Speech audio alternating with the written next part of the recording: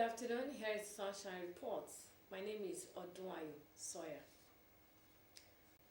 Ondo State Governor Lucky Ayedatiwa and his deputy Olaide Adelami have attended the inaugural session of the Ondo State Election Petitions Tribunal at the State High Court in Akure. This tribunal has been established to address petitions arising from the November 2024 governorship election, which saw Ayedatiwa declared the winner.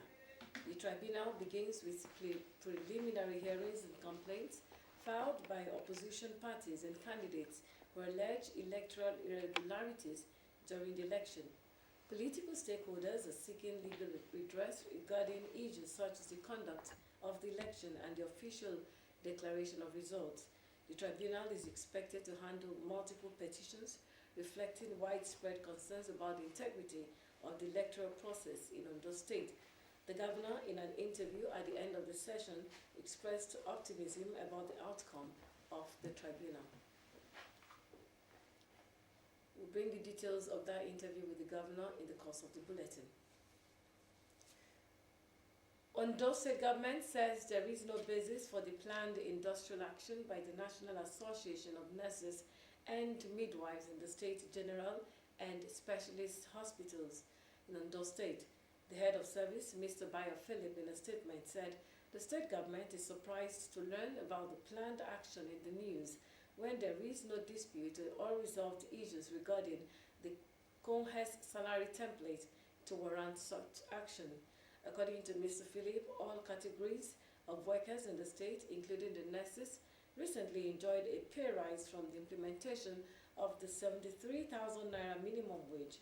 He explained that in mid-January this year, other health workers, aside the medical doctors, met with the government representatives to press for full implementation of CONHES salary table, and it was jointly agreed that the matter be placed before Mr. Governor for consideration. The head of service confirmed that the governor, in his love for the health sector, directed that the financial implications be worked out for his consideration. He maintained that the process that is presently being concluded should not be an excuse to delay the payment of January 2025 salary.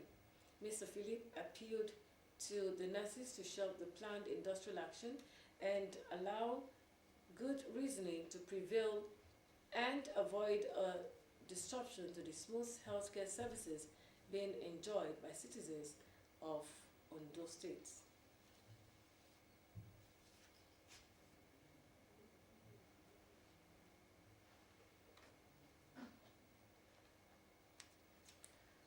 Meanwhile, the Ondo State Contributory Health Commission has reiterated its commitment to providing comprehensive health insurance coverage for all residents of Ondo State. In an interview, the Director General, Dr. Abiodun Oyinenyi, emphasized the Commission's capacity to deliver affordable healthcare services.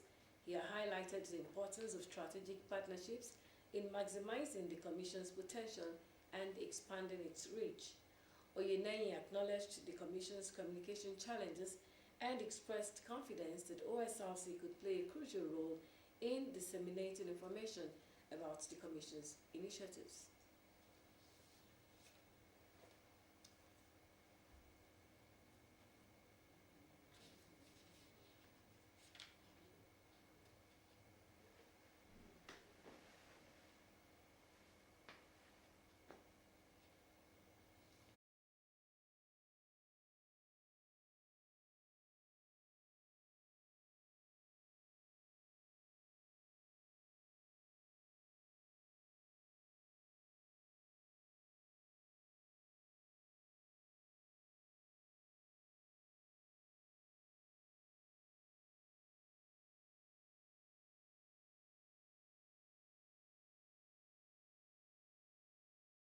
Mr. Governor launched the Orange Health Insurance Scheme for the informal sector in September last year, and we are about to kick off. So I think the time is now. There's no better time than for us to come, and thank God that we have an accomplished technocrat in the saddle that we believe that we can partner with to deliver the goods and let the people know about the vision of Mr. Governor for the state.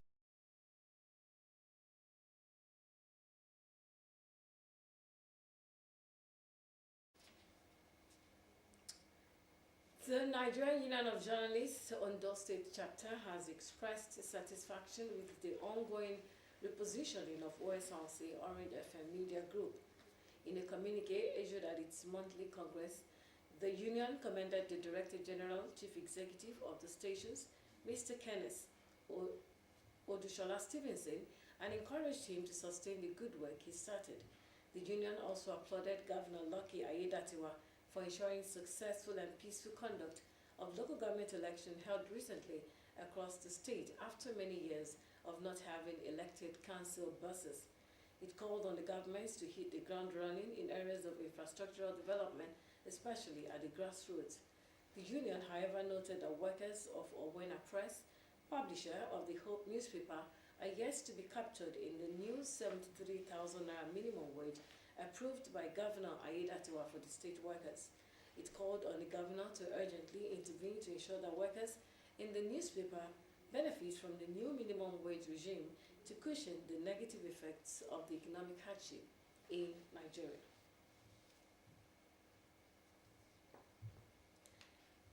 Motorists have appealed to the Ondo State government to fix potholes on some strategic roads in accurate legal redress regarding issues such as the conduct of the election and official declaration of results. There's nothing to worry about. The election was peaceful, as recorded even at the time, as one of the most peaceful, credible, and transparent election in Nigeria recent times. Because sitting at the election position tribunal is just a way of looking at what the opposition are trying to say. And learning is continuing, even though the government still also want to hear what is going on in the judiciary arm of government, particularly in this election petition, having the criminal grade the legal profession. Very worried. Will you say you are confident in the ability of these three-man panel? If they are not confident, they will not be brought here to handle this matter. So they are here to do the job. It's a task that we are assigned to them. They have to do it. They've been the practice. I don't believe this is the first election petition being sitting on. So I'm confident that justice will serve at the end of the day. This is the first time a city governor is attending tribunal. So, how do you see this? Well, like I said, when I was deputy governor, when I ran for House of Representatives in 2015, I attended all the tribunal sessions. When I was deputy governor, I attended the entire session from the tribunal to the appeal court to the Supreme Court. So it's nothing new to me. It's like a normal thing. Like I said, I just want to be impressed with what is happening during the discussion. I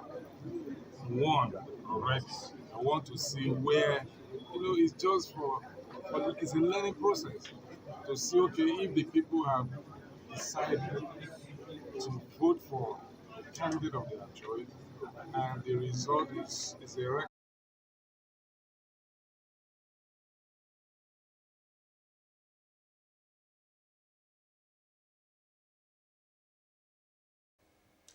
The Governor of Ondo State, Lucky Aiyedatiwa, speaking at the end of the inaugural session of the Ondo State Election Petitions Tribunal held at the State High Court in Akure. Moving on, adequate funds and funding for the third tier of government in Nigeria has become an issue of concern for some citizens following the Supreme Court judgment which granted financial autonomy to the local government. Now is a matter of council errors. Osrc's Saheed Aribisala examines the future of the Joint Account Committee and how local government can navigate financially. Local governments have long struggled with funding and autonomy, and financial autonomy to the third tier of government have brought the debate into sharp focus. A key issue that has come to the forefront is whether there is still a place for the Joint Allocation Account Committee, following a land-backed Supreme Court ruling that challenges the way funds are distributed to local governments. This is Section 162 to what is called federation account. And we have 3 federating units in Nigeria. We have the federal government, we have the local government, the state government and the local government. And that section 162 or section 1 to 10 made provisions for how the money accruing to the federal account should be shared among those 3 accruing to the local government of a state. That was aside before the federal government of Nigeria under President Tinubu took the matter to the Supreme Court of Nigeria for adjudication. Supreme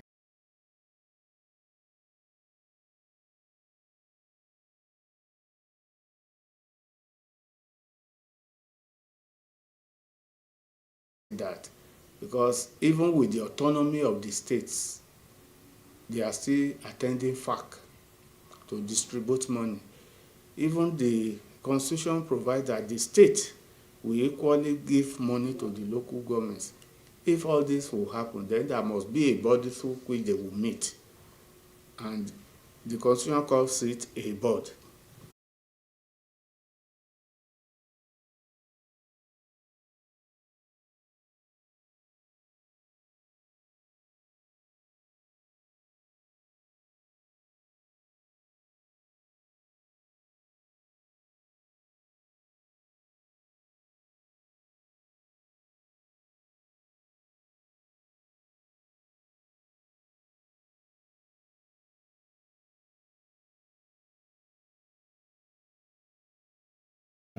The Supreme Court's decision may change the way local governments operate. For now, the challenge lies in ensuring that autonomy leads to better service delivery. Sahid Aribisala, Osrc News. Right to a developing story this time around on the indefinite strike in back.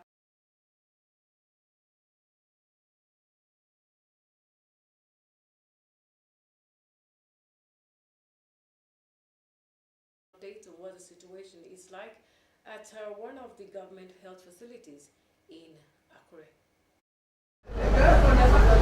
Thank you so much, Odunayo. It's the first day officially that the National Association of Nigerian Nurses and Midwives, Ondo State Council, commenced an indefinite strike, which has paralyzed activities of some sort across government hospitals. Confirm to you that the nurses have stayed away from work at this moment, and part of what we also observed while moving around some of the wards in this facility is that the doctors are on ground and are trying to also cope with the situation as much, becoming overwhelmed gradually by the fact that they have to combine the work of the nurses together with theirs, even as it is known before now that they are also short-staffed. So when you put all of that together, it tells you that the pressure is gradually mounting at this particular facility, and what they say is they do not know how long this will go and how long they will be also be able to cope with this situation. But yes, we can confirm to you that the nurses have stayed away from their duty post today as the first official day for the commencement of the indefinite strike that was earlier announced by the Ondo State Council of the National Association of Nigerian Nurses and Midwives, the Ondo State Council. So we're still going to be getting more updates from the government as to when a resolution will be reached. They're talking about the balance and salary payment for January 2025 and some of the agreements that they've reached.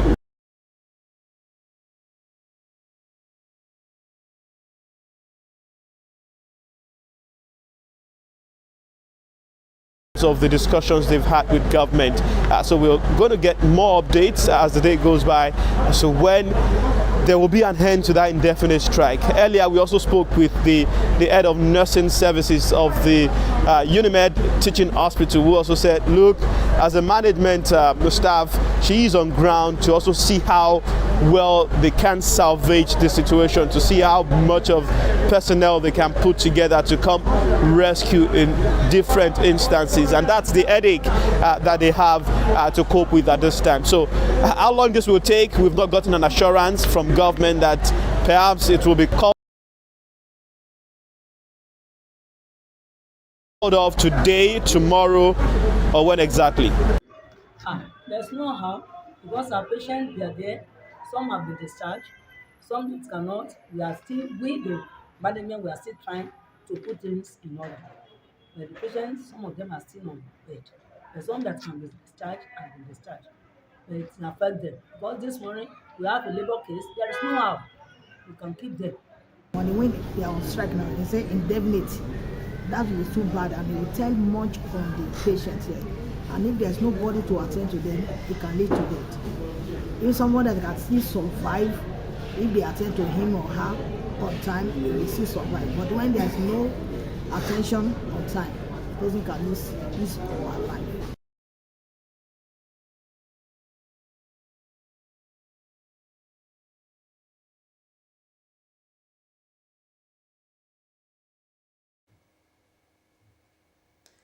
Thank you so much, Sahid Aribisala, for that update on the situation on the indefinite strike called by nurses in Ondo State.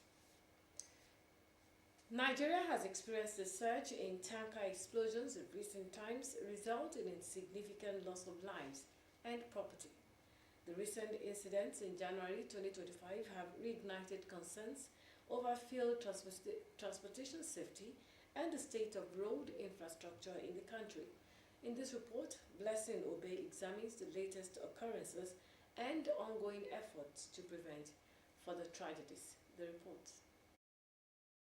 Over the past decades, Nigeria has witnessed a series of fuel tanker explosions, resulting in loss of lives and property.